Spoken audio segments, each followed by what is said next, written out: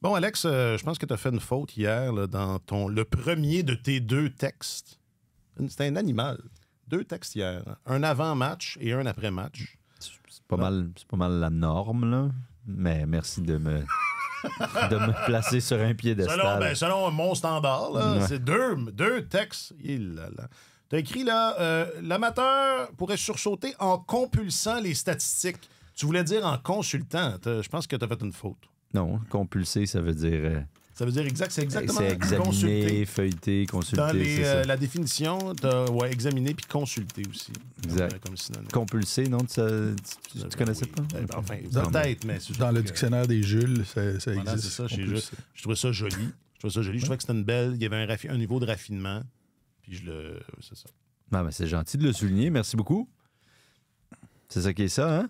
D'ailleurs, c'est ça, moi, quand j'ai gagné mon prix... Ça fait longtemps qu'on n'en a pas parlé. Ben ouais. Premièrement, ça fait longtemps qu'on n'en a pas parlé, donc j'aimerais ça ramener ça sur le tapis.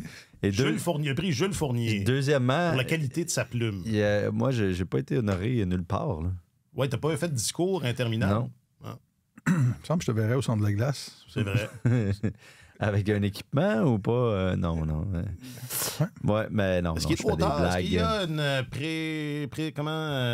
une période là où est-ce que... C'est quoi la période? C'est quoi les règles? Ben là, probablement que le nouveau lauréat va être sur le point d'être annoncé, donc ou la nouvelle lauréate, évidemment, sur le point d'être annoncé. Donc, j'imagine que je vais perdre ma place du plus récent Jules. C'était pas le début d'une dynastie? C'était pas... Non, je perds mon titre, là, je pense. Tu peux pas le gagner 4-5 fois. Je pense pas que tu puisses défendre ton titre. Mais ce que tu pourrais faire, c'est écrire sous un autre nom, comme le Romain Gary. Comme là. Émile, ouais, ou l'autre, là, Émile Ajar. Exact, ces deux-là. C'est une bonne idée. C'est vrai, c'est une bonne idée. Le seul journaliste québécois à avoir remporté 2 fois le prix Jules Fournier parce qu'il signait ses textes sous un autre nom. Wow, c'est une idée quand même, hein? C'est une grande idée. Mais non, mais tu me fais penser, on va surveiller avec attention le prochain ou la prochaine lauréat ou lauréate. De mémoire, on va en parler autant. De mémoire, c'était exactement à ce temps-ci de l'année que je l'avais appris. Parfait. Donc, c'est dans la foulée du congrès de la FPJQ. Mais je pense qu'on l'avait su un petit peu plus tard qu'à l'habitude. Alors peut-être est-il connu? Et on va faire comme d'habitude, c'est-à-dire... Pitonner en direct. Interroger l'Internet pendant qu'on enregistre. Alors, pendant ce temps-là, aujourd'hui, est-ce que la saison serait commencée? La chauderie de Palourde en forte ébullition à Boston et de gros enjeux internationaux. C'est tellement hockey, épisode 355.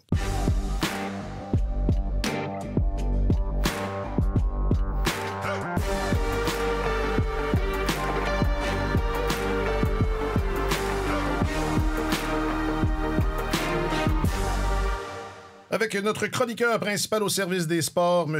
Martin Leclerc. Salut, Martin. Bonjour, messieurs. Compulsé. Tu compulses-tu des fois ou... Souvent. Moi, je compulse. J'aime compulser. En préparation, pour ça ou autre chose, là, je compulse. Et il est votre journaliste affecté aux affaires du Canadien, de la LNH. Et qui sait quoi encore? Alexandre Gascon. Salut, Alex. Bonjour, messieurs. Est-ce que le nouveau lauréat ou la nouvelle lauréate a été... Non. Pas encore. Pas on encore. met ça sur la veille. Ça devrait être... Ça laisse du temps aux Canadiens pour préparer la cérémonie. Ouais, organiser quelque chose. Oui, c'est ça. Parce qu'on présume que c'est ça la date limite pour faire une cérémonie avant que le prochain ou la prochaine soit annoncé. Hey, je m'appelle Alexandre Coupal. Je joue du bon hockey. Je pense qu'en début d'année, il fallait qu'ils nous volent des games, je pense. Parce qu'on ne rendrait pas le travail facile. Mais là, on essaie de les aider, puis on les aide plus. Fait qu'ils ont moins à voler des games. C'est sûr, il va falloir qu'ils continuent à s'envoler des games de temps en temps, mais si c'est à tous les soirs, il faut qu'ils volent une game. C'est dur. On évalue ça de jour à jour. Puis comment la cédule est bâtie présentement, ça nous a donné une permission de laisser aller ça un petit peu. Martin Saint-Louis sur le travail des gardiens de but suite à ce blanchissage de Samuel Montembeault, la victoire de 3-0 du Canadien contre les Oilers. C'était lundi soir au Centre Bell. Est-ce que vous le croyez quand il dit à la fin que non, le choix du gardien, là, c'est selon le calendrier? Je pense que le calendrier a un peu à voir là-dedans quand même, là, a favorisé une plus grande, utilisation de Samuel Montembeault. Mais non, on l'a vu dès le début de la saison que le gardien qui donnait les meilleures chances de victoire à l'équipe était plus souvent qu'autrement devant le filet. Puis ça s'inscrit dans ce début de changement de philosophie sur lequel Martin insiste tranquillement en disant que c'est une année de transition et qu'on passe du développement à la phase apprendre à gagner un match de hockey. Donc c'est bien, c'est bien en soi, mais c'est ça, c'est une lente progression. Mais ça en fait partie, comme d'envoyer par exemple la deuxième vague de l'avantage numérique en premier pour amorcer Ce qu'on voyait jamais les 2 années précédentes. Non, exactement. Pour amorcer une supériorité, étant donné que par moment, la deuxième vague était beaucoup plus efficace que la première. Saint-Louis est arrivé au moins 2 fois, c'est pas 3 fois, je pense, a décidé de commencer. Alors, c'est pas cosmétique là, comme changement ou comme modification, ajustement, c'est un peu plus que ça. Mais ça demeure marginal, là, si on veut dire, en termes de méritocratie, si je puis dire. Mais il y en a une certaine forme qui s'installe. Slavkovski, en fin de semaine, c'est un exemple de ça aussi. Je suis sûr qu'on va en parler en long et en large. Non. D'après moi, tu dois l'avoir gribouillé à quelque part sur ta feuille. Même pas. Non? Mais ça aussi, de faire sauter quelques présences à un joueur, ça fait partie du rythme de vie d'une équipe, du rythme normal de vie d'une équipe qui cherche à gagner. Alors, et puis le gardien, c'est dans la même foulée, c'est dans la même lancée, la même philosophie. Là, le calendrier fait en sorte qu'on risque de voir Caden Primo un petit peu plus la semaine prochaine. Je pense que c'est... il y a 2 dos à dos là-dedans. Parce que c'est tellement bien fait, ce calendrier-là. Hein, on en a c'est parlé, vraiment un drôle de calendrier. Mais une semaine, des matchs à tous les soirs, une autre semaine, pas de match. Les gens qui font le calendrier ne pensent pas aux producteurs de balado qui ont des rendez-vous comme fixes. Mais oui, on risque de voir Primo un peu plus. Oui, il y a mardi, mercredi, donc 2 matchs, pas dans les mêmes villes. Et samedi, dimanche, 2 matchs, pas dans les mêmes villes. Donc oui, j'ai bien l'impression que Caden Primo va avoir 2 départs là-dedans. Ça semblait être... enfin, c'est revenu, là, la performance de Montembeault hier, cette victoire-là, mais moi, je n'ai pas trouvé que c'était tant ça l'histoire du match. Non, c'est pas ça l'histoire du match. Non. C'était pas ça du tout. C'était pas l'histoire du match, c'est une histoire quand même, Montembeaut, là, jusqu'à un certain point. C'est vrai qu'il a gardé cette équipe-là dans le match parce qu'il s'en aurait fallu de peu pour que le Canadien se retrouve en mauvaise posture. On est en première période, on fait à peu près jeu égal avec les Oilers à ce moment-là. C'est pas un chef-d'œuvre de part et d'autre, là, mais le Canadien a eu à écouler 3 minutes de punition environ là-dessus. Il y avait eu 2 punitions, mais il y en a une qui restait 1 minute là, à la fin de la période. Et les Oilers ont bourdonné. Ils ont été dangereux. Montembeault a fait, je pense que c'était contre Draisaitl, entre autres, a fait 1 ou 2 beaux arrêts. Mm-hmm. Il les a gardés dans le match. Il n'a pas donné ce but-là qu'on a vu au mois d'octobre particulièrement, qui venait casser les reins d'une équipe déjà particulièrement fragile. Alors ça leur a permis de... Bon, on est au début de la deuxième période, c'est 0-0. On les tient jusqu'à un certain point. Là, on est capable de les suivre puis de leur compliquer la vie. Puis ça a juste dû être bon pour la suite des choses. Alors oui, il y a eu un impact, mais c'était pas l'histoire du match. Montembeault est meilleur parce que le Canadien permet à l'adversaire empêche l'adversaire de se présenter à la plaque. Sans arrêt. Plus c'est ça. Ouais. On limite les chances de marquer beaucoup. Au cours de la dernière semaine, ça a été assez flagrant. Là. Les Oilers ont eu 11 chances de marquer hier, ce qui est quand même assez peu pour cette équipe-là. Les Blue Jackets en ont eu 4 samedi. J'ai rarement vu aussi peu de chances de marquer dans un match. Et le Wild en a eu 11 dans le match précédent. Et juste pour illustrer là, le changement qui s'est opéré chez le Canadien, là, il y a un peu avant cette période-là, on en avait accordé 15 aux Devils, 16 aux Flames, 19 aux Capitals.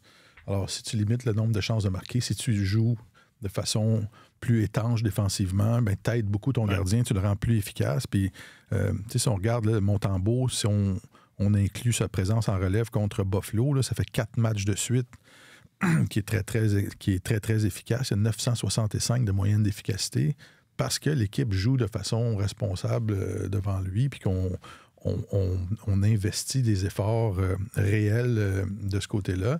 Ça revient un peu à ce qu'on se disait vendredi avec Marc-Antoine.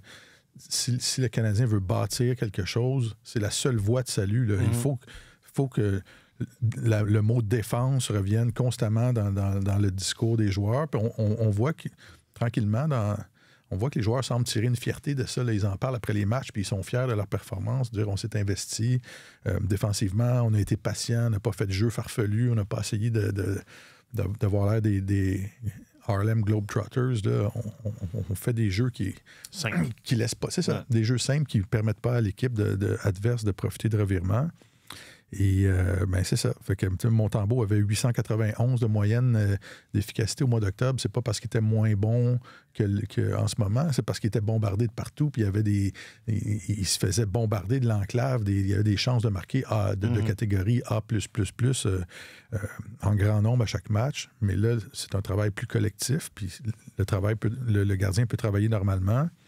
Et ça peut avoir un effet d'entraînement assez intéressant. Là. Ouais. Depuis le début du mois de novembre, même s'il y a eu quand même des défaites pas mal en début de mois, Montembeault a une fiche de 3-4-1, 919 de pourcentage d'efficacité et 2,23 de moyenne de buts accordés. Donc, ce qui est bon. Oui, c'est excellent. C'est excellent. Bon. C'est excellent. Puis, il a été inférieur au rendement. Il a offert un rendement inférieur à ce qu'il a donné l'année passée, Montembeault, où largement il a permis à cette équipe-là de rester compétitive dans les matchs en gaulant sa tête, comme on dit parfois. Là.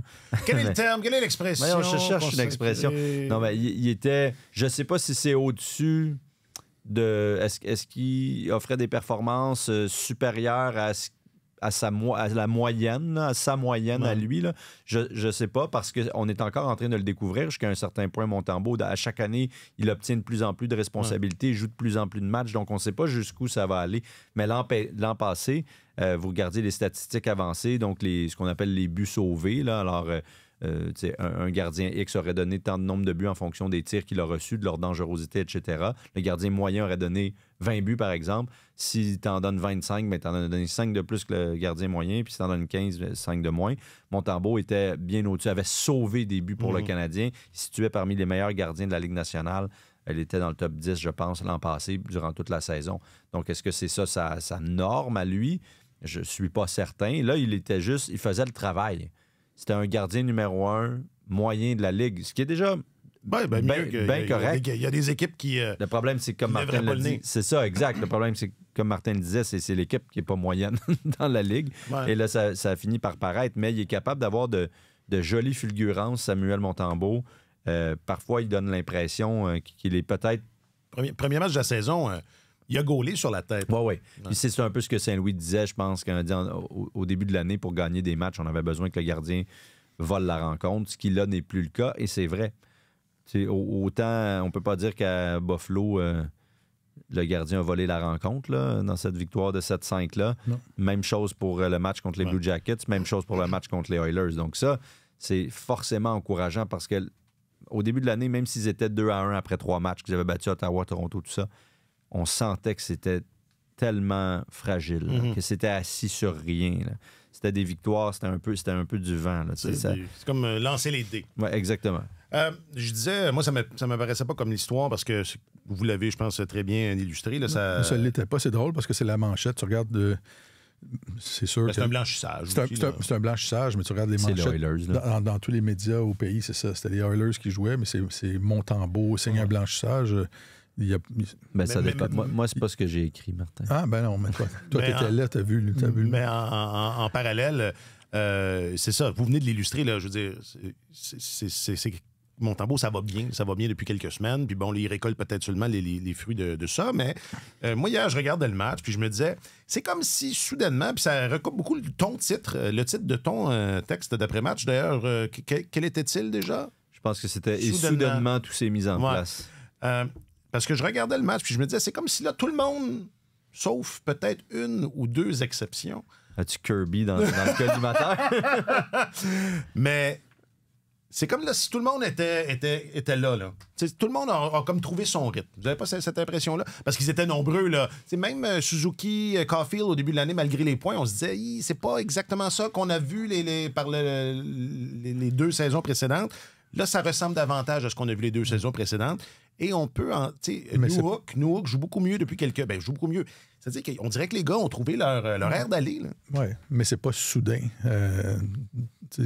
Cette équipe-là a eu un camp d'entraînement épouvantable, un mois d'octobre épouvantable. Puis vraiment, moi, je trace... ici un moment que je retrouve au cours des dernières semaines où il y a eu une nette démarcation, là, où on s'est dit, ça n'a aucun bon sens, la façon dont on joue, il faut qu'on se ressaisisse défensivement. C'est le match du 2 novembre, si ma mémoire est bonne, à Pittsburgh, où le Canadien jouait tellement défensivement que les joueurs ne semblaient même pas intéressés à se porter à l'attaque. Là. C'est vraiment, tout le monde était concentré sur le jeu défensif.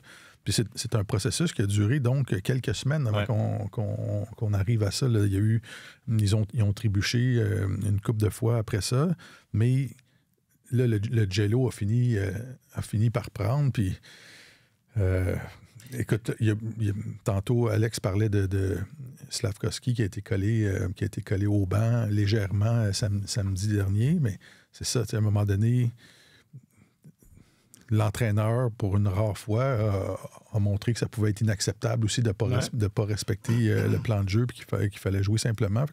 Le message est renforcé. Tout le monde, les vétérans, applaudissent ce genre de démarche-là parce qu'ils savent que si le cadre n'est pas clair, il n'y a personne qui va rester dedans, ou il y en a juste la moitié qui vont rester dedans, puis ça ne pourra pas fonctionner. Mais là, on voit que c'est une préoccupation de tout le monde. Puis on l'a tellement dit au cours des dernières saisons que cette équipe-là était mauvaise défensivement, qu'il n'y avait pas de structure, que ça courait partout, qu'il n'y avait pas... Mais là, on voit que c'est une préoccupation. Puis moi, ça m'encourage pour le reste de la saison parce qu'ils ne pourront jamais bâtir quelque chose de solide s'ils ne peuvent pas s'appuyer sur cette base-là. Et là, on commence à en voir une petite. Là. Matheson l'a dit hier, on sait que c'est ça notre base. J'ai hâte de voir s'ils vont être capables de la maintenir parce que rappelez-vous, puis je le soulignais dans mon texte l'année dernière après le match à Vegas, là, où le Canadien avait tenu les Golden Knights puis avait perdu en prolongation, tout ça. Puis Martin s'était un peu emballé. Ouais. Je réfléchissais à ça hier parce qu'il a fait tellement le contraire. Hier. puis ça, je pense que c'est de son propre apprentissage à lui, mais contre Vegas, le Canadien perd en prolongation, de mémoire, il me semble, mais joue un très bon match contre une excellente équipe. L'échappe en prolongation, et puis il dit ça, il est très excité, là, très emballé, très enthousiaste. Je me rappelle pas exactement des mots, mais c'est nos nouveaux standards. C'est ça, ouais. C'est ça, là, c'est le nouveau plancher. Là, je sais ce qu'ils sont capables de me donner, puis c'est ça. Il s'enthousiasmait un brin précocement, comme l'histoire nous le montrera par la suite. Et puis là, hier, il a fait exactement le contraire. Tu sais, ça festoyait dans le vestiaire, on entendait, Martin était là, évidemment, avant que les portes s'ouvrent, la musique, les cris de joie. Taylor Swift? Non. C'était pas Taylor. Je me rappelle plus de la musique, je suis désolé. Laisse-toi à la limite, là, je suis plus certain qu'il y avait de la musique. Il y avait des cris de joie. Okay. Mais tout ça pour dire qu'on sentait un peu la célébration, puis c'est correct, là, c'est leur plus belle victoire de la saison. Et Martin était taciturne, n'était pas... Il était pareil comme quand ils se font ramasser. Même peut-être un petit peu plus en bas de ça. Puis c'est drôle, on s'est fait à la réflexion, puis j'ai dit à Martin Leclerc, j'ai l'impression qu'il a vu, tu sais, les questions étaient... c'était une belle performance. C'est ça. Il y avait de l'éloge dans la question. Au lieu de le ton était résolument positif, puis il voyait que tout le monde s'enlignait dans cette direction-là, puis ce qui est un peu, parfois, l'effet de masse médiatique. Là, on tourne d'un bar, on tourne tout le monde ensemble, on tourne de l'autre. Puis parfois, il y en a qui peuvent avoir de la difficulté à comprendre ça, mais c'est sûr que quand le Canadien, qui est pourri depuis le début de l'année, vient de signer une victoire de 3-0 contre les Oilers de McDavid, c'est sûr que ça va être positif. Là, bon, mais là, lui, j'ai l'impression qu'il voulait pas que ça soit trop. C'est comme, là, on a gagné une game. Ce qui est tout à fait... Puis ce qui est bien correct, mais ce qui est tellement loin de ce qu'on voyait avant. Alors, j'ai senti que Saint-Louis a vu dans quelle direction ça s'en allait.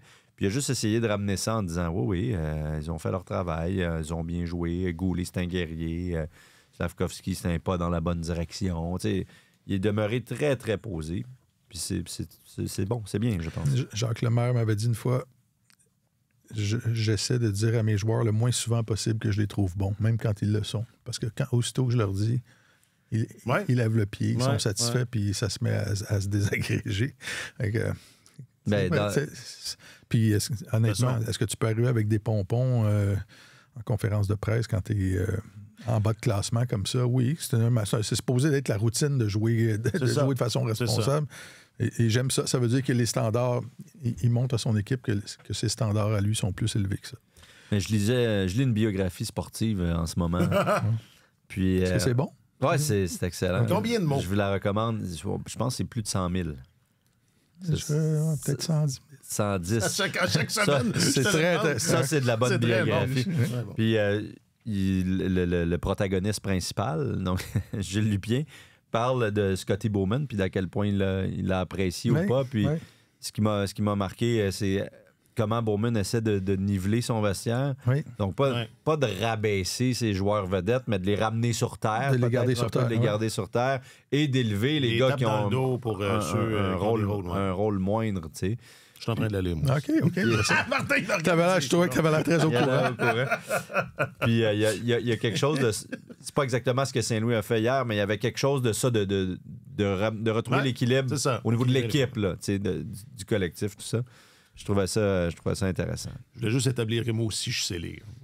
Réglons ça, là, Slavkovski. Et toi, en plus, tu étais au lancement de Martin, comme tous les membres de l'équipe. Ben oui. Ou presque, là. Ou presque, oui. Ouais. Okay. Ouais. Qui savent pourtant comment se rendre à un lancement, de ce qu'on a compris. Qui fréquentent le circuit des lancements pas mal. Mais... On est dans les inside, là, mais on se regarde. Vous comprenez rien, là, mais c'est très drôle. Faites-nous confiance. Comment inclure? Comment inclure? Non, on parle de quelqu'un qui est en régie et de quelqu'un d'autre qui a écrit un livre. C'est assez. Bon, OK. Non, j'allais dire, réglons ça, là. Slavkovski, Kirby Dach. Moi, j'ai trouvé... je sais pas, peut-être qu'encore là, je fais fausse route, mais... Ou peut-être que ce qui était particulier, c'est la façon dont Slavkovski a réagi à sa rétrogradation. C'est un peu ça que tu as écrit, Martin, de toute façon, mais moi, j'étais comme... ça m'intéressait peu, là. Je veux dire, le gars, il a 20 ans, il se fait clouer sur le banc, il fait la baboune. Je veux dire, je voyais pas là... je voyais là quelque chose de tout à fait normal, disons ça comme ça.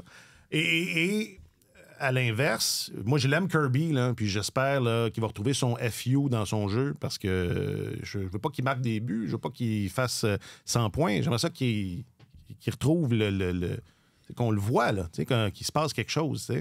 Et il se passe rien, puis visiblement, on n'est pas encore rendu à l'étape de faire quelque chose pour lui donner une petite... une petite poussée, une petite tape ses doigts pour... alors, je sais pas, est-ce qu'il y a un niveau de compréhension de la part de l'entraîneur? Est-ce que, je sais pas, Dach traîne une blessure? Je sais pas, est-ce que sa longue absence, il bénéficie de davantage de clémence à cause de ça? Mais bref, c'est ça, tantôt je disais, on dirait là, que tout le monde est parti, là, sauf lui.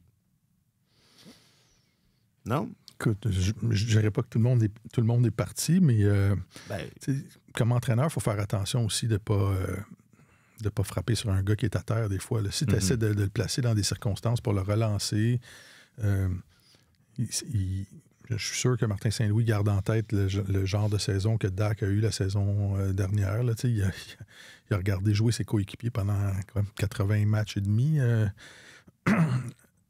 Alors, il y a 20 matchs de disputés. C'est sûr que c'est pas le Kirby Dach qu'on a connu, mais ils ont vu déjà ce que Kirby Dach est capable d'apporter à cette équipe-là.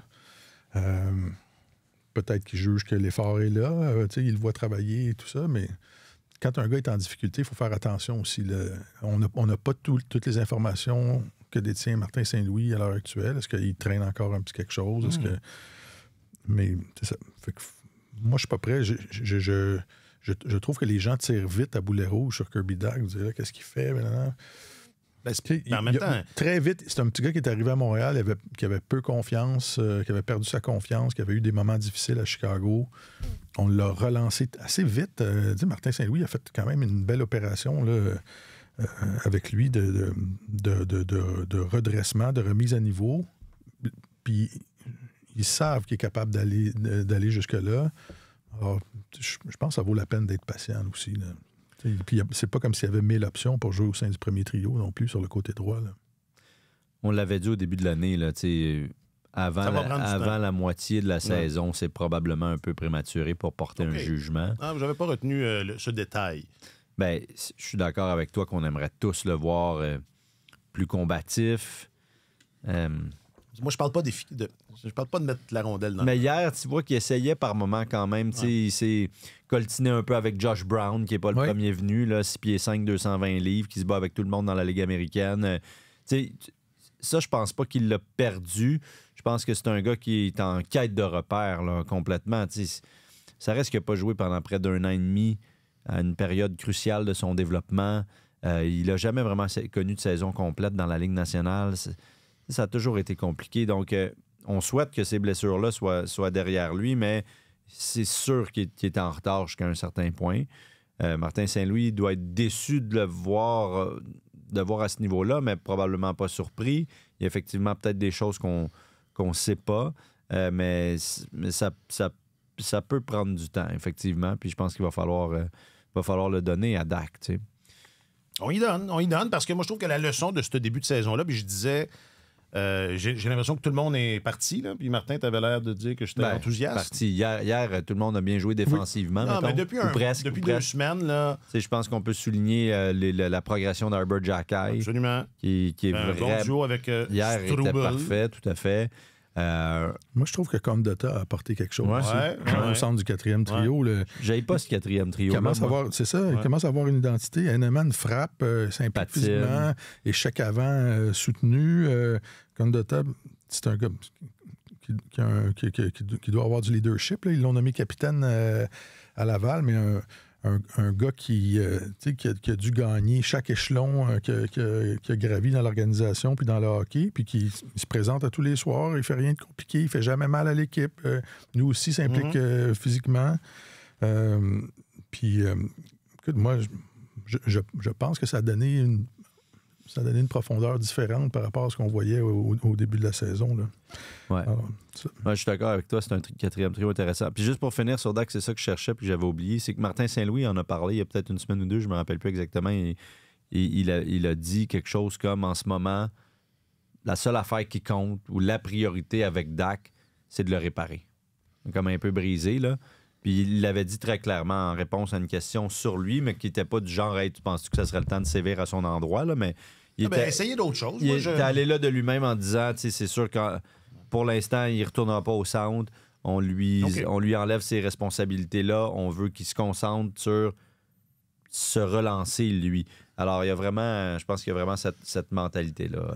Il faut que ça marche. Si ça ne marche pas avec Dak, ça fait reculer le Canadien. Là. Il y a des joueurs sur lesquels tu n'as presque pas le choix d'essayer de tirer sur la ceinture de moi, je flatte. Moi, je flatte. Oui, mais je veux dire, pour les garder au-dessus du niveau de l'eau, là, puis les aider à nager, puis dire ça va recommencer, parce que si ça ne fonctionne pas avec lui, regardez l'alignement comme il est dessiné, là, puis avec les contrats qui finissent, puis il y a d'autres jeunes qui s'en viennent et tout ça. Lui, il fait partie du plan. Là. Il fait partie du plan, puis il fait partie du noyau dans le futur plan. Il faut le relancer. Cela dit, je regardais l'alignement d'une équipe aspirante à la Coupe Stanley, les Oilers d'Edmonton, puis ce deuxième trio-là, bon, c'est sûr qu'il y a Draisaitl, mais j'ai comme fait le saut un peu. Je me disais, bon, ça, il y a donc des trous dans cette équipe. Mais là, Arvidsson n'était pas là, Victor Arvidsson. Okay. Mais tu sais, Jeff Skinner n'est pas une embauche qui fonctionne jusqu'à présent. Arvidsson est un jeune homme, pas si jeune que ça, mais souvent blessé. Puis je pense que j'ai sous-estimé, puis vous en aviez parlé en début d'année, alors je dois vous lever mon chapeau, mais j'ai sous-estimé les changements en défense. Là, ça semble avoir eu un impact négatif sur cette équipe-là, un impact négatif, même si au bout du compte, les 4 premiers défenseurs sont encore les mêmes. Là. Comme Bouchard, Nurse, qui était blessé hier, et puis Kulak, je pense. S'il jouait plus. Bon, OK, il était 5e, mais là, tu as à peu près ton top 4-ish qui est demeuré sensiblement le même, sauf que c'est ça, ces ajouts-là de Dermott, Stetcher, Emberson, faire jouer Josh Brown, qui est plus un gars de la Ligue américaine, c'est difficile, et ils ont perdu ils ont perdu quand même des morceaux importants. On va peut-être regarder ça différemment, l'histoire des offres hostiles, tu sais. Laisser aller Philippe Broberg et puis Dylan Holloway, qui sont des choix maison, qui ont eu quand même de bonnes séries éliminatoires. Ouais. Ils avaient des bons débuts de saison campagne. à Saint-Louis. Qui ils ont été solides en séries éliminatoires. Ils ont grandi dans l'organisation. C'est quand même assez haut choix. Là, Broberg, c'est 8e, je pense. 8 ou 9, mais ça reste que c'est pas les 1, 2, 3 auxquels ils nous ont habitués pendant des années et des années. Donc, ils ont mis du temps pour le développement et tout, puis ça portait enfin ses fruits. Tu sais, Dylan Holloway, c'était le cas aussi. Et de perdre ça leur a fait perdre un peu de profondeur, c'est certain. Ils ont perdu Warren Fogle aussi, qui était un membre important du troisième trio. La défense, on en a parlé. Evander Kane. Donc, oui. Il est blessé. Ouais. Pour 6 mois. Ils l'ont perdu pour 6 mois. Ils ont essayé de remplacer ça avec des marqueurs, des ailiers qui ont des habiletés comme Skinner et Arvidsson. Pour l'instant, la sauce ne prend pas du tout. En défense, c'est un peu plus compliqué. Et les gardiens sont ce qu'ils sont depuis longtemps. Skinner et puis Calvin Pickard, c'est pas nécessairement la mort. Pickard. Le nouvel intronisé au Temple de la Renommée disait Pickard hier.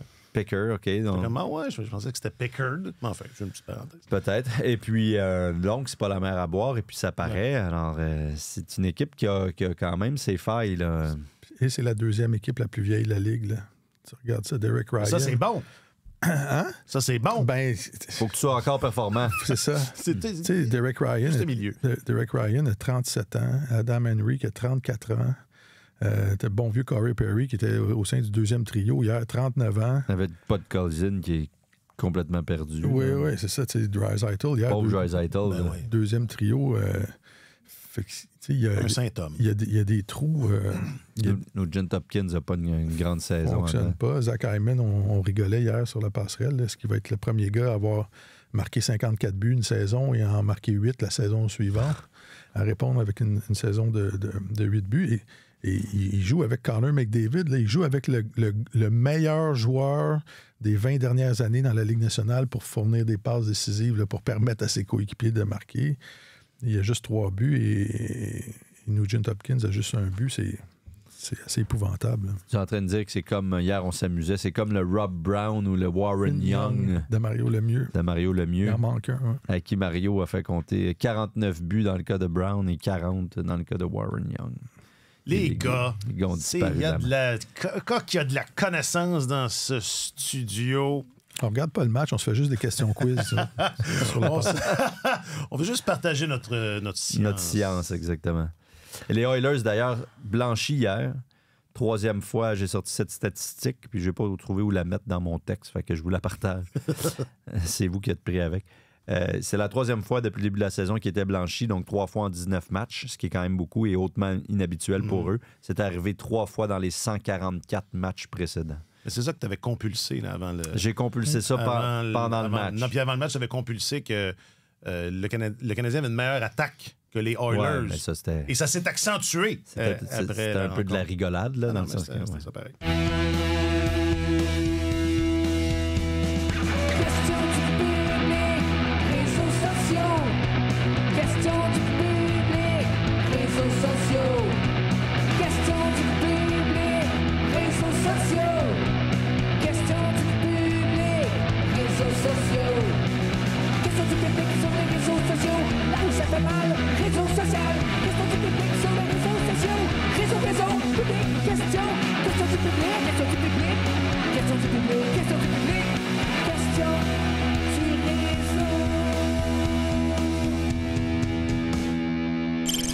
Bon, Ovechkin a fait quoi, un tour du chapeau? C'était samedi? Oui. Puis là, on s'est dit, bon sang! De bonsoir. Il va y arriver. T'sais, avant le tour du chapeau, peut-être en début d'année prochaine, mais un tour du chapeau plus tard. Moi, enfin, c'est ma réaction. Un tour du chapeau plus tard, je me suis dit, bon sang, il va y arriver cette année. Vous pourrez réagir si vous voulez. Mais on a demandé à tous ceux et celles qui suivent les réseaux sociaux de Radio-Canada Sport, qu'est-ce qui place Alexander Ovechkin dans une classe à part? Alors, j'en partage quelques-unes. Sur le book, Pierre, politique, que l'on salue, collègue, qui dit... Et ne pas oublier, je voulais la mettre tout de suite parce qu'il a raison, ne pas oublier que, si ce n'est d'un lockout et de la saison COVID, le record de Gretzky est battu depuis longtemps. Oui. Parce qu'il y a quoi, Ovechkin, 2 lockouts? Oui. Une saison et demie au complet perdue. Oui, mais plus la COVID. Gretzky aussi, il y en a eu des conflits de travail. Il y a eu une demi-saison en 94. C'est pas pareil, c'est pas autant, hein? Il a joué une année dans la MH. Mais ça, c'est de sa faute, là. Oui, mais elle dit rajoute-y 40-50 buts, peut-être. Son année dans la MH, c'est à 18 ans? Oui. Okay. Ben... À 17, je pense. 17. Bon, mais ça compte pas, là. C'est pas avec les Baby Bulls? Ouais. C'est pas les Racers c'est d'Indianapolis. Ouais. Il y avait les Baby Bulls. C'est pour ça, je pense que ça n'a pas fonctionné, là. C'est pas des noms. C'était pas des noms d'équipe assez... Les Racers, c'est ça. Moi, j'avais Indianapolis en Puis, oui, après ça, il était avec les Oilers, mais dans la MH avant que les Oilers joignent les rangs de la Ligue nationale. Ça fait quand même... C'est la même saison, ça, en fait. Là. Il a joué 8 matchs avec les Racers et 72 avec les Oilers, mais dans la même année pour la MH. Combien de buts? 46 buts. Qui comptent pas. Qui sont pas comptabilisés. Non, ça, c'est... OK. Alors, Pierre, tu sais... Et puis, tu vois, 61, ouais, il y avait... 61, il y avait 17... Bougez pas, là, on calcule. C'était son année de 17 ans. Okay. 17-18, ouais, c'est ça. Sur Facebook, Yvan dit son endurance, vraiment incroyable de performer à 39 ans, année après année. Ça le distingue des autres. Ça, c'est certainement vrai. Elise, sur Facebook, sa force physique. Oui, Ovi, c'est un cheval. Oui, Ovi, c'est un cheval. Non, mais elle a un excellent point. Et contrairement aux chevaux dont on parle souvent ici, c'est pas un cheval mort. Donc, on peut le fouetter. Mais là, c'est un cheval qui a raté une haie hier, par exemple. Ah! Il s'est fait mal, blessé à la cheville. Oui. Oh là là! Blessé à la cheville et entré en contact avec qui, donc? Je vais vous dire ça tantôt. Avec qui, donc? Qui a eu acheté les gants, là, voyons. Jean-Pierre C'était contre les... Oh, je sais pas. OK, je vais essayer de faire assembler. Je vais arrêter de faire assembler, je le sais, je le sais pas. Jean-Pierre, il a une charpente de bûcheron, un tir de sniper, une intelligence sportive d'astrophysicien et une joie de jouer au hockey d'un enfant. Et ça revient souvent, là, sur Twitter, les chats, il semble aimer jouer au hockey plus que d'en faire une profession. Voilà, donc c'était ça. Mais c'est un bon résumé, l'astrophysicien. Je pense que c'était Jack McBain, je pense. McBain! Voilà, donc, Ovechkin, finalement, on devrait... À chaque semaine, on ravise notre position. Cette année, on va jouer à cette année ou pas cette année? Ben moi, en début de saison, j'avais dit non. T'avais dit pas cette année. Et comme je suis solide dans les prédictions... Tu restes avec pas cette année? Ben là, non, parce que là, il s'est blessé, on ne sait pas pour combien de temps. Ouais, bon point. Il a rendu à 15 buts, honnêtement. S'il joue la majeure partie du reste de la saison, je pense qu'il va le faire. Là. Martin, cette année ou pas cette année?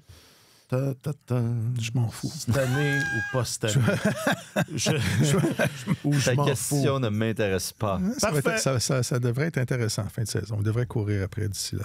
C'est ça, ça va rendre, ouais, exactement. Là, parlant des gars qui la mettent dedans, il y a un collègue qui m'a... Dedans ou pas dedans? Qui m'a soumis le nom de Bob Hall comme peut-être le plus grand ou un des plus grands marqueurs de tous les temps. Mm-hmm.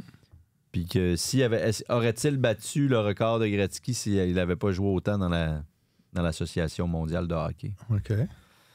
Mais il y a un internaute aussi qui a la question du public. Peut-être tu t'en souviens pas. Je me souviens pas du décompte de Bobby Hall. C'est parce que c'était moins fort quand même dans l'Association mondiale. Mais c'est 610 buts dans la Ligue nationale et 303 dans la MH. On commence à comparer un peu. Là, non, je sais, mais il est retourné dans la Ligue nationale. Après, il est quand même parti. Il y avait encore c'est pas compliqué, là. Des belles saisons devant lui. La moyenne... Je suis pas sûr qu'il aurait battu Gretzky, mais je pense qu'il aurait dépassé Howe.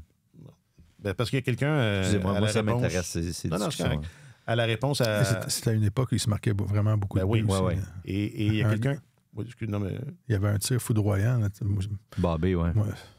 Et quelqu'un faisait remarquer, donc, en réponse à la question, que Mike Bossy, son taux de buts par match est beaucoup plus élevé que celui d'Ovechkin. C'est le plus élevé. C'est ça. Donc, c'est dans ces hypothèses. C'est probablement Bossy le meilleur marqueur, le meilleur buteur de l'histoire. Là, je sais pas pourquoi on parle de ça, Ovechkin. Hein? C'est Bossy. C'est sûrement Bossy le meilleur. C'est quand même phénoménal ce qu'il réalise. Il a évité... Bon, là, ça paraît mal, mais il a évité les blessures pendant pratiquement toute sa carrière. C'est un cheval. Ce qui a affecté Sidney Crosby par moment, là, les commotions cérébrales et tout, mais lui, il a vraiment, vraiment été épargné. Puis c'est pas parce qu'il jouait un style tendre.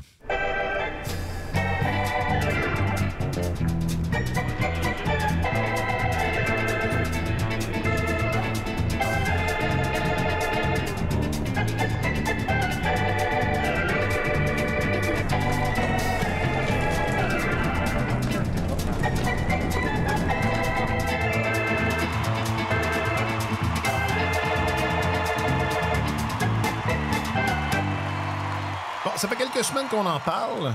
Est-ce que c'est la dernière fois qu'on en parle alors que Jim Montgomery est toujours en poste?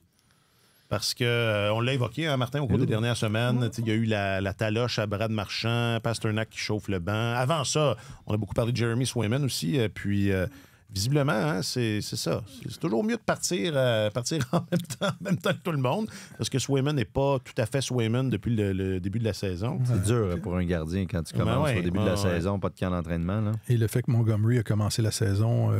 sur sa dernière année de contrat, sans qu'on prolonge, après des saisons de 135 et 109 points, là, c'est quand même assez incroyable. Moi, je me souviens pas d'une telle chose. Un entraîneur, je comprends que les résultats en série n'ont pas été ce que les Bruins voulaient, mais si tu regardes objectivement l'alignement qu'ils avaient, la saison où ils ont été chercher 135 points, c'était phénoménal. Là. Il y avait pas... Tu pouvais pas comparer cet alignement-là avec les grandes équipes du passé qui avaient franchi la barre des 130 points dans une saison. C'était un exemple d'équipe bien dirigée, constante, avec un leadership exceptionnel. 109 points la saison dernière, après avoir perdu justement Bergeron, après avoir vu la ligne de centre modifiée. Et là, tu laisses l'entraîneur. C'est comme pousser le gars au bord de la falaise puis de lui poser la main sur l'épaule en attendant de voir si ça va mal. Mon vieux, on va te donner une petite poussée. Et finalement, ça va très, très mal. Les Bruins sont quatrièmes dans la division Atlantique. Ils jouent sous la barre de 500. Ils ont atteint le quart du calendrier, déjà 20 matchs. Leur différentiel est égal à celui des Sharks de San Jose, moins 21. Pire que celui du Canadien. Oui, pire que celui du Canadien. Deuxième pire de la Ligue nationale. Leur attaque est 31e. Juste avant celle des Blackhawks de Chicago. Leur défense, qui est censée être leur point fort, est 28e, 25e, 28e, je pense. Et leur avantage numérique est au dernier rang, 11,7 %. Leur avantage numérique est 25e. Ça va vraiment mal. Tout va mal. On dirait une équipe en reconstruction. On a une équipe qui a été démantelée puis qu'on laisse aller comme ça en attendant d'aller chercher un choix de premier tour. Et c'était pas tout à fait... C'était pas ça le plan? C'était pas tout à fait ça le plan. Et la haute direction à Boston n'est pas très patiente habituellement. C'est une organisation qui a des standards très, très élevés. Et le fait qu'on ait laissé Montgomery commencer comme ça sa dernière année de contrat, je pense qu'on pensait peut-être qu'il y avait une chance que ça déraille ou on constatait qu'il était tranquillement en train d'échapper son équipe. Mais moi, j'ai peine à imaginer que ça va continuer. Là. Puis, les Bruins jouent jeudi leur prochain match contre une équipe qui a une fiche perdante contre le Utah HC. Où ça, en Europe? En tout cas, le Grizzly, le Venom. Non, mais il s'est pas échappé. Le Yeti. Le Yeti, c'est ça. J'allais dire Yogi, mais non, c'est pas ça. Ça serait meilleur. Alors, j'ai hâte de voir. J'ai peine à imaginer que ça va continuer comme ça. Là, ils viennent de perdre 3 matchs de suite. Ils ont perdu 5 de leurs 7 derniers matchs. On arrive à la Thanksgiving américaine bientôt. Thanksgiving. Qui est une date limite importante. Alors, je ne serais pas surpris qu'il y ait un changement d'entraîneur. Puis ça, je réfléchissais à ça avec les copains ce matin. Il n'y a pas beaucoup de gros noms disponibles, mais Joel Kenville, ça pourrait être le temps du retour.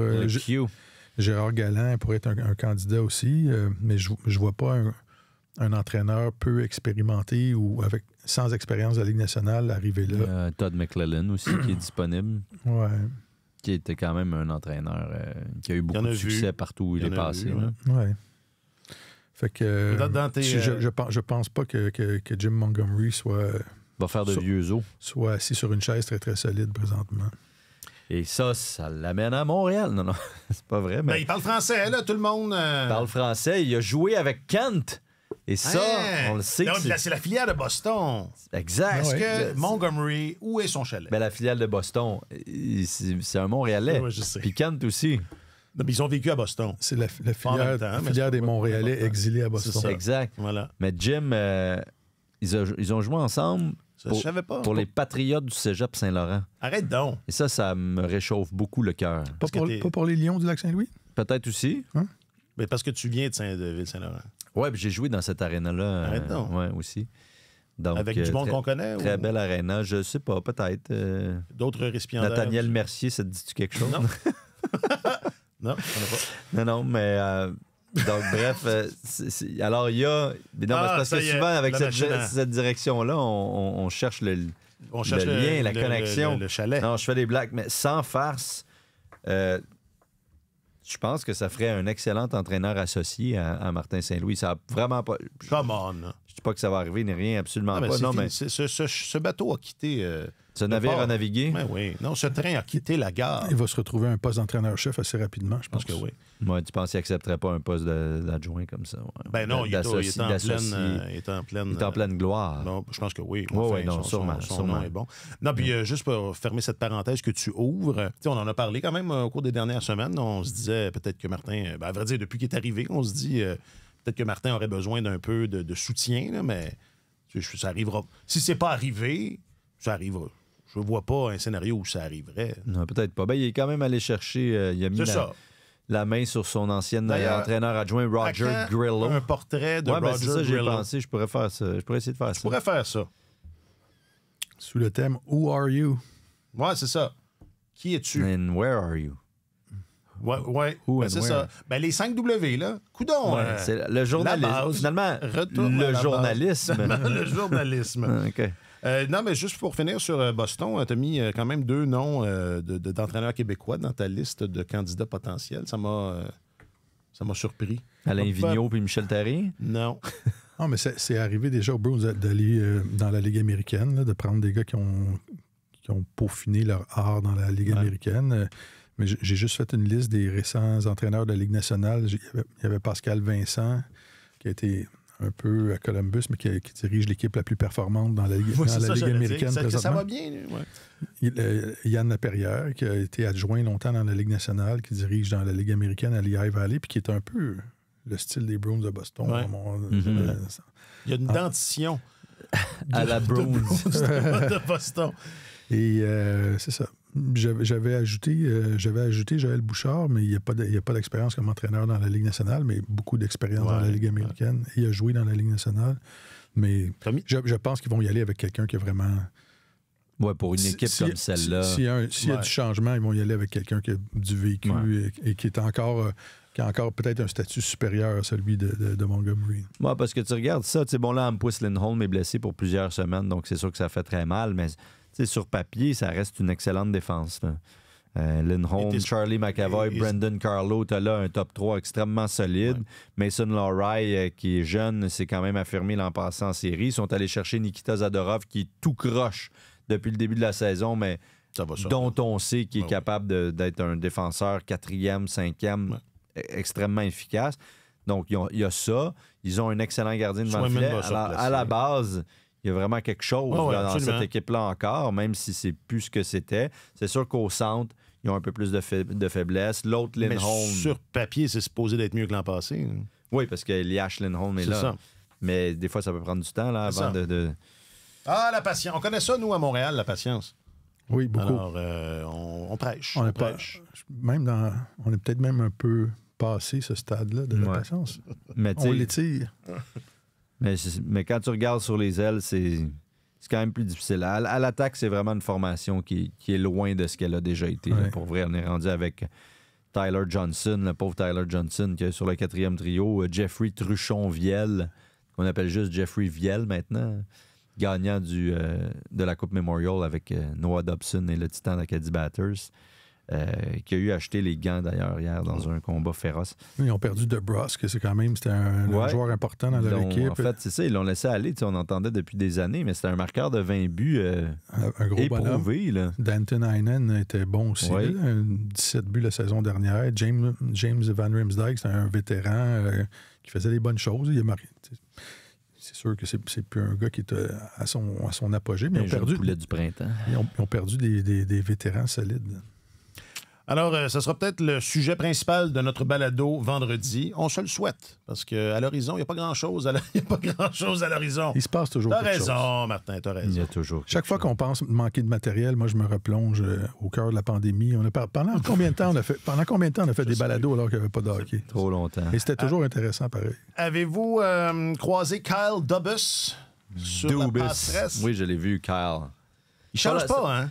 Non. Il change pas. Toujours aussi génial. Toujours plus brillant que les autres. Non, mais toujours habillé pareil. Il y a toujours la chemise carottée et le paletot, là, le long manteau. Ben ça, on le voit pas à l'écran tant que ça parce qu'il est assis derrière. Mais je remarque qu'il a un look signature. C'était pas la première fois qu'il était à Montréal cette année. Moi, ça fait au moins 2 fois que je le vois. C'est peut-être j'ai lu la deuxième fois, je pense les 2 derniers matchs ou enfin dans un court laps de temps. On m'a dit que quelqu'un m'a dit qu'il n'était pas là samedi, mais moi, j'y étais pas non plus, donc je peux pas le confirmer. En tout cas, il était là. Ça fait 2 matchs à Montréal dans un court laps de temps. Je l'ai vu 2 fois, moi. Et tout le monde pense que c'est parce qu'il est là pour épier Samuel Montembeault. Ben, c'est sûr que s'il voulait épier le choix de deuxième tour contre lequel il allait échanger Christopher Le Temps, ce serait difficile à épier pendant le match. Les 2 choix de deuxième tour. Le choix de deuxième tour. Les 2 choix de deuxième tour. Mais peut-être qu'il cherche aussi des joueurs pour les Pingouins. Exact. Parce que peut-être qu'il fait une pierre 2 coups, c'est ça que tu es en train de me dire. C'est ça, il fait partie de l'état-major de l'équipe canadienne. Pour la confrontation des 4 nations. Non, mais réglons ça. Est-ce que... Comment je dirais ça? Parce que c'est quoi, dans 2 semaines, on va annoncer... 4 décembre. Le 4 décembre. Le 4 on va décembre. annoncer la composition de l'équipe canadienne. Je ne sais pas, est-ce que tu as besoin d'aller voir Samuel Montembeault jouer les 3 matchs qui précèdent ça pour prendre une décision? Est-ce que ça se joue à ce point à la dernière minute? Écoute, ça semble être une course assez serrée. Oui, il n'y a personne, personne qui en veut de ce job-là. Puis est-ce que Carl Dubus est la meilleure personne aussi pour... ils n'ont pas un spécialiste de ça? C'est un génie. T'as raison. Franchement. T'as raison, m'excuse. Je sais pas à quoi... Non, mais comprenez ce que je veux dire. Il me semble, je sais pas.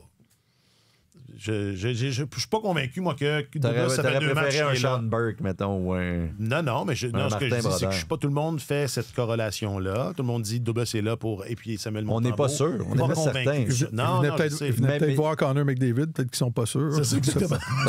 Ils l'ont déjà nommé sur l'équipe, mais... Oui, mais justement... Il est trop tard pour reculer. Parce que sinon, il le ferait. Oui, c'est ça. Mais, ouais, peut-être qu'il n'était pas là juste pour ça, mais il a vu le match. C'est sûr que c'est une belle carte de visite pour Montembeault quand même. Là. Mais cette course-là est extrêmement serrée, puis il n'y a pas grand monde qui semble en vouloir de ce poste-là. Puis bon, il y a Logan Thompson qui s'impose peut-être comme un candidat incontournable qui est à Washington. Puis je pense qu'il n'avait pas perdu jusqu'à tout récemment. En tout cas, il y a une excellente saison, mais c'est tellement un court échantillon. Est-ce qu'ils vont remettre entre les mains de ce gars-là l'équipe canadienne? T'sais, honnêtement, c'est vraiment pas un choix facile. Là. Ils vont peut-être y aller sur le pedigree, ce que Jordan Bennington a pu faire, etc. Mais c'est sûr qu'ils regardent Samuel Montembeault. Il faut qu'ils fassent leur devoir. Et puis, ça semble être une course particulièrement serrée. Fait que c'est un bon point pour Samuel que Dubus. Ben oui, non, mais ça tombe bien, c'est ça. Ça tombe bien parce que... Parce que sans avoir été extraordinaire... Non, mais je trouve ça, c'est ça. Ça me paraît... Je sais pas, c'est des performances ponctuelles, il me semble. Moi, je me fierais pas aux 2 semaines avant le 4 décembre pour choisir, je sais pas, pour consolider ou confirmer une décision. Là. Je veux dire, tu sais un peu qu'est-ce que tu as sous la main et jusqu'à quel point justement, aussi... pas tant. Il n'y a pas de valeur sûre. Fait que dans ce contexte-là, c'est pas comme s'il pouvait s'en remettre à un gardien qui disait il est peut-être un petit peu moins solide ces temps-ci, mais on le connaît, on le sait, on connaît sa valeur. Il n'y a aucune valeur sûre, j'ai l'impression. Donc, la qualité du jeu du moment, va peser dans la balance. Ce ne sera pas l'unique raison là, dans les débats, mais c'est sûr que ça va peser dans la balance. OK. Tu es d'accord avec ça, Martin? Tout à fait. Je suis toujours d'accord avec Alex. Arrête. Puis là, tu me disais, avant qu'on enregistre, que tu as parlé avec Luc Tardif. Oui. Le président de la Fédération internationale de hockey. Oui, c'est ça. Et lui, qu'est-ce qu'il pense de ça, Samuel Montembeault? Ça, je ne lui ai pas demandé. Mais là, Alex. Ouais, non, j'ai pas fait ma job. Non, mais c'est parce que, en fait, c'est venu sur la discussion anodine un peu par lui-même. C'est parce que vous savez que la Ligue nationale essaie d'avoir un calendrier international en alternance. Là. Donc, oui, les Jeux olympiques à partir de 2026 et 2030 aussi. Ça, ils nous l'ont annoncé au Match des étoiles l'année dernière. Mais également la fameuse Coupe du monde dans laquelle... plutôt la Coupe du monde que Gary Bettman veut organiser pour faire beaucoup d'argent. Et donc, le calendrier en alternance serait 26 les Olympiques, 28 la Coupe du monde, 30 les Olympiques, etc., etc. Mais... J'ai compris, j'ai pas... à tous les 2 ans. Là. Okay. Ah, bon! Mais Luc Tardif me disait que c'était loin c'était loin d'être réglé, que c'était pas fixé encore, parce que, dans le fond, ce que ça requiert, parce qu'il avait annoncé en grande pompe là, en février dernier, mais c'est toujours pas attaché, cette Coupe du Monde-là, parce que ça serait en plein mois de février, contrairement à celle qu'on a connue en 2004 ou en 2016, qui était au mois de septembre. Ça nécessite que tous les championnats européens se mettent sur pause, parce qu'il n'y aura pas juste le Canada et les États-Unis là-dedans. Là. Alors que les championnats européens sont aussi des entreprises capitalistes qui aiment ça faire de l'argent. Qui n'haïssent pas l'argent, eux autres aussi. C'est ça. Mais c'est pas le même argent, là, c'est des euros. La Fédération internationale tient son championnat du monde au mois de mai. Donc, où est son intérêt d'organiser plus ou moins la même affaire 2 mois et demi, 3 mois à l'avance? Exact. Donc, il y a beaucoup, beaucoup de questions. Puis, il parlait également de contrats qui auraient été à renégocier. L'IHF, évidemment, a des ententes avec plusieurs partenaires qui ne sont pas chauds à cette idée-là. Alors, ce que Bettman présente comme le nouveau calendrier international présidé par la Ligue nationale, c'est pas... on n'en est pas là encore. T'sais. Puis, comme Martin disait, il essaie un peu de prendre le contrôle d'une bébite qui ne lui appartient pas. C'est ça, il essaie de s'accaparer le hockey international pour faire de l'argent avec. Et les gens de la Ligue nationale sont arrivés dans ça. Ça fait quelques années là, que ce projet-là mijote, puis que la Ligue nationale dit oui, on va faire notre propre coupe du Monde, et que l'Association des joueurs dit on est prêt à embarquer là-dedans à pieds joints parce qu'il faut accroître les revenus puis ça va faire grimper les salaires des joueurs. Mais là, quand ils se sont assis avec les championnats européens pour dire voici notre plan, les championnats européens ont dit oui, mais what's in it for me? C'est ça, combien on va toucher nous autres de ça. Ouais. Et là, là, voyons, c'est pas On s'en sac. L'argent ne sera pas juste pour nous, les gens de la Ligue nationale, vous en voulez aussi. Alors, c'est étonnant. Oui, c'est ça. C'est compliqué.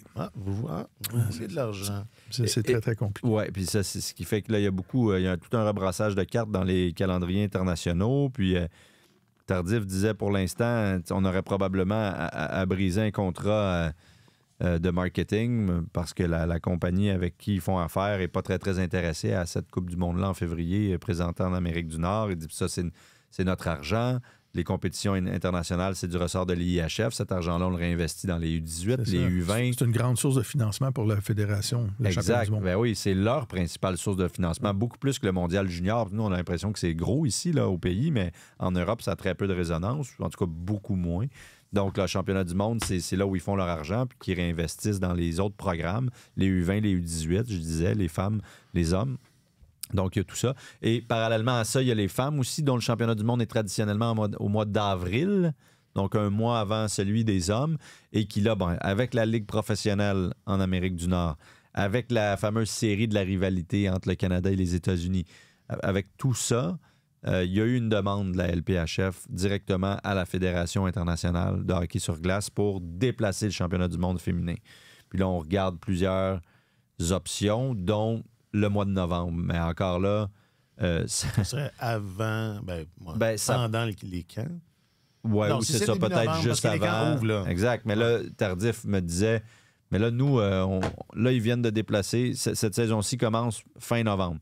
Ils parlent d'une expansion. S'ils passent à 8 équipes, est-ce qu'ils vont commencer ça le 12 novembre? Puis là, nous, on a tout déplacé, mais là, ça ne marche plus. Il va falloir encore bouger ça. Alors, il a dit, nous, on n'est pas fermé à l'idée, mais on aimerait ça qu'il y ait un peu de stabilité dans cette ligue-là avant de tout chambarder notre propre calendrier pour les accommoder, puis peut-être être pris pour refaire dans le même scénario quelques années plus tard.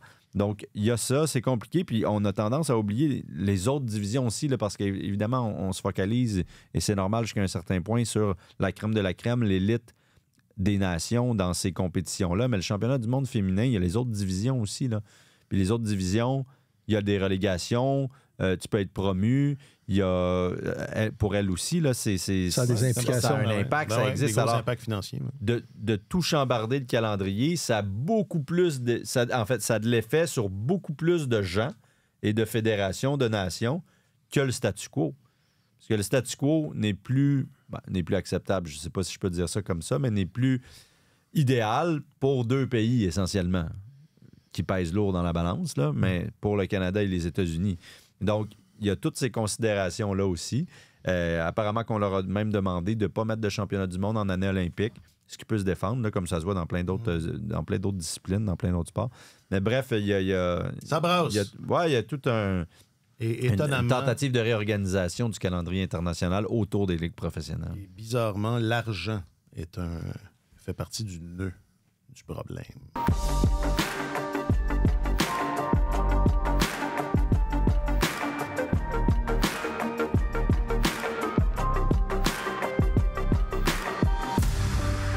Bon, est-ce que Jim Montgomery a perdu sa job pendant qu'on parlait? On pourrait vérifier. Vérifier ça. Moi, je peux vous dire que Raphaël Harvey-Pinard, rétrogradé. Non, pas rétrogradé. Ben non. Non, mais il s'en va à Laval pour poursuivre sa réadaptation. Pour retrouver la forme, j'imagine. Exactement. C'est à fin de conditionnement. Oui. Ça, habituellement, ça veut dire que c'est pas long. Non, de toute façon, c'est ça, ils ne peuvent pas le laisser là parce qu'il doit passer par le ballottage. Fait qu'il va y avoir... Non. Par le ballottage? Non, parce qu'il est là pour des fins de conditionnement. Mais je veux dire, donc, ça veut dire que Harvey-Pinard revient assurément. Ils ne peuvent pas le laisser là. Oui. Non, mais ils ne pourraient pas le céder. Non, effectivement. Ça va être intéressant de voir... ça va avoir un vendredi, Martin, c'est de ça dont on parle pendant 60 minutes. Harvey-Pinard, l'effet domino. Le titre, ça va être l'effet domino. Puis la photo, ça va être Raphaël Harvey. Un domino. Ça va être la photo, ça va être... Il n'y a pas encore de confirmation pour Jim Montgomery, mais... Il y a des confirmations qui est congédié? Mais non, il n'y a pas... Ben non, il n'y a rien à son sujet, à part le fait qu'il y a des images de Montgomery en train de s'obstiner de façon assez véhémente avec Brad Marchand hier sur le banc pendant le match. Ah oui, encore? Ouais. Les gars s'entendent. Ça ne peut pas être bon. Sur le banc contre ça peut pas être. Alors, ça s'ajoute à tout ce qu'on a dit tantôt. Fait que je suis content parce que là, l'épisode du mardi est fait. L'épisode du vendredi est déjà tout planifié. C'est dans 3 jours. Alors, moi, je m'en vais me coucher. Réveillez-moi quand novembre sera terminé. Alexandre Gascon, tu es notre journaliste affecté aux affaires du Canadien, du hockey en général, du hockey international aussi. Samuel Montembeault, gardien numéro 1 du Canada. Martin Leclerc, tu es notre chroniqueur principal au service des sports. C'était un plaisir, messieurs. Plaisir partagé. Merci les garçons. Merci. Un gros merci à Jacques-Alexis Bernardin en régie. Il est le signataire de Tellement Hockey. Je m'appelle Alexandre Coupal. Passez un bon début de semaine. Sur tous les terrains et sur tous vos appareils, Radio-Canada Sport.